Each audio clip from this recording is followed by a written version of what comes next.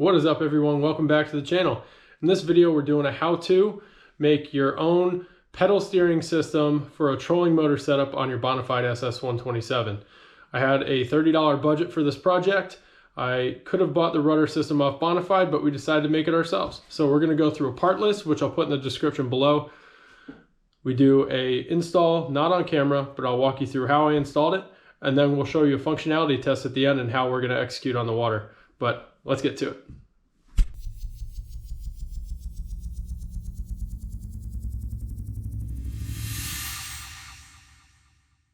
All right, everyone, so we are going to go through a quick how to install your own pedal steering system. Again, this is the Bonafide SS127. If you're curious about this kayak, we have done a previous walk around review and on the water testing of it. I'll also drop that video down in the description if you're curious about the full kayak workout. But what we're doing today is we're going to talk about how I made my own pedal steering system. So we'll go ahead and start in the back and we'll walk away to the front and we'll talk about the install. With the steering system, obviously first things most important, you need to have a trolling motor. What I did for the steering, if you can see here, is I mounted a U-joint on the back with two mounting plates that also come with the U-joint. So mount that and make sure it's dead center. I like using carabiners because I like to quick disconnect my steering system if I'm taking the trolling motor off, and then I'll just clip that to my crate on the back. So first thing you want to do is you want to make sure this is installed center, so that way when you're pulling left and right, it's not going to be off center and whatnot. So the SS127 already has slots for running your cabling, so you drill those out, and I will list the drill bit in the bottom in the description that I used. I just matched it up to the hole, made sure it was flush. You know, I would recommend getting some sort of grommet to protect this. I'm going to end up doing that at some point, but I use 550 cord. This is just Blue Hawk 550 cord from Lowe's. It was about $8.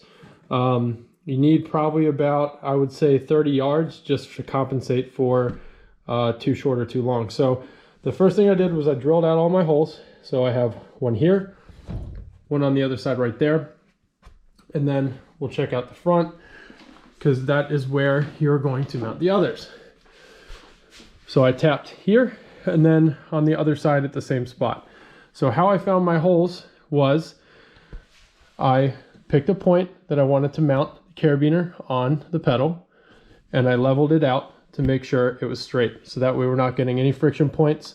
You can see I use electrical tape, but we'll discuss that in a little bit. I made sure it was flush and level going straight. Now inside of the hole here, there is a little dip down, and the bottom of this, the chair locking mechanism, is underneath. So you need to make sure you're about an inch down. That's about an inch and an inch from the side. So I want an inch down, dead center from that screw, and an inch over from here on both sides. Okay, so that is the hole drilling, and we'll go ahead and switch angles, and I'll show you the pedal and how you don't have to self-tap into it to mount your eyelet. Your pedal is going to have a little tiny, if you'll focus, pre-tapped hole right where this eyelet's going into. So what I did is I took a little eyelet, a screw-in eyelet that I got from, might have been Walmart for Christmas decorations or something. Screwed it in there. And the next step, and you do obviously that on both sides, the easiest thing you can do, and we'll see if we can get this properly, but there are screws on the back of your pedal, and they just unscrew and come right out. And you can just dislodge that pedal. It's hard to see. It's right in there if you can focus.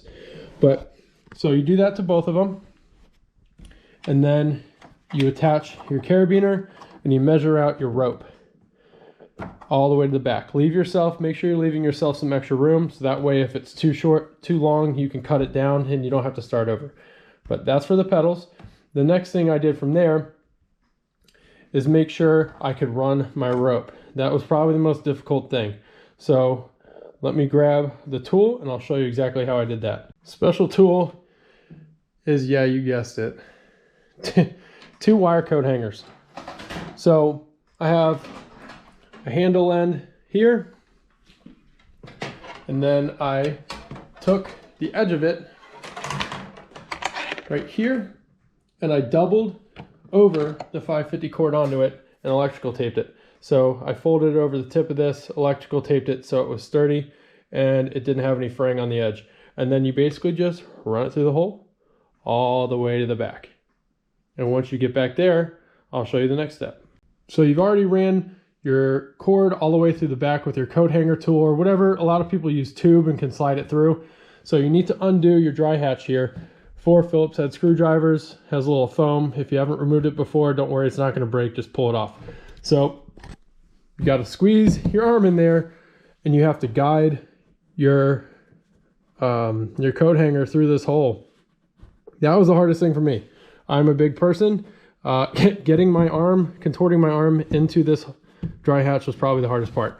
Not to mention my kayak is on top of my camper.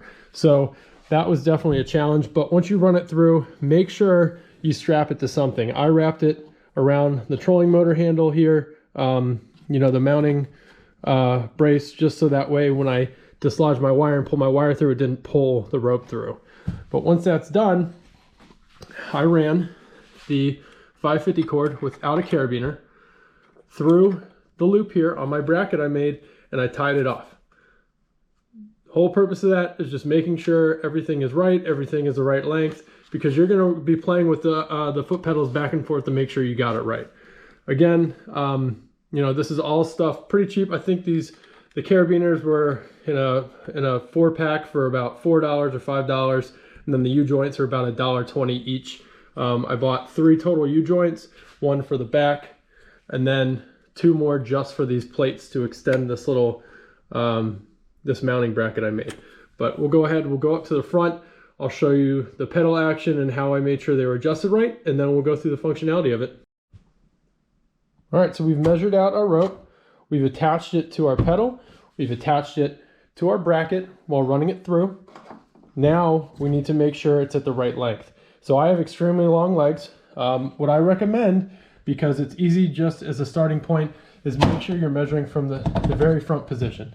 That way you're not overextending your legs. That way you can really get, you know, some power into it when you're trying to steer, so you can counter steer quickly and you're not on your tiptoes. So make sure the brackets are not tightened, aka make sure they're not stuck in a groove. There's a little latch on the back. So what I did is just pushed on my pedal to make sure. Boom. Okay, now I'm all the way on the opposite side. Make sure it goes all the way on the opposite side. So then I check this one as well, and it can swing it there, right? So once you got your lengths correct to where when you are pushing on one, it evenly pulls it, and it's not like too long, or you don't have to go too far with one side or another. That's when you're ready to cut. That's when I just electrical taped in case, you know, I get some slack and it stretches. I can undo it and retie it. But that's basically it. You set it up. You've gotten everything ready. Now, basically what you need to do is just make sure, I lubricated this. There's play, and you can't really stop that from happening. But we'll go through how it actually works. So obviously it's pretty plain and simple. You have your trolling motor. You turn it on. I have the little shop vac extension for mine, and then basically if the shaft on the trolling motor is loose, you're gonna push this way and you'll turn that way, you'll turn right, and you go the other way. Simple. You push and it goes the other way. You know, it took about, I would say, about an hour to install total, once I got everything measured out and once I fixed everything. But when you're not actually using it though, this is what I like the most about carabiners. So I have my foot pegs stabilized, right? They're clipped in place wherever you want them. I have mine, so 8 total of those little grooves, those little teeth are showing. That's where I'm uncomfortable for paddling. But so I got all this disconnected. I got all this locked in, and then all you got to do is just disconnect your carabiner. And what I'm going to do is just pull it tight and just run it through. You can either drop it. I'll probably clip it to my crate, but super easy. So that way, boom, you're done. Take your motor off, not even deal with it. Or it's as easy as just, hey, I need my steering system. Boom, I'm gonna clip my carabiners on. 1, 2, boom, ready to go. Hopefully you guys enjoyed the video. Again, this was a very simple, cost-effective way to convert your trolling motor steering to a pedal system. Again, I budget was about 30 bucks. I had the stuff lying around, but that's, I think, collectively how much I paid for it. But you know, it makes it a lot easier when you're on the water. I tried doing it by hand before with cabling, not through the kayak itself, and I was fumbling around. I was having problems. If I was trying to fish while I was doing a troll, I'd have to put my rod down and do whatever. So hope you guys learned something. Let me know if you tried it out yourselves or if you got a better route. A lot of people do it with cabling. Eventually we'll probably switch to that, but please leave comments below. Let me know what you thought about it. Thanks for tuning in.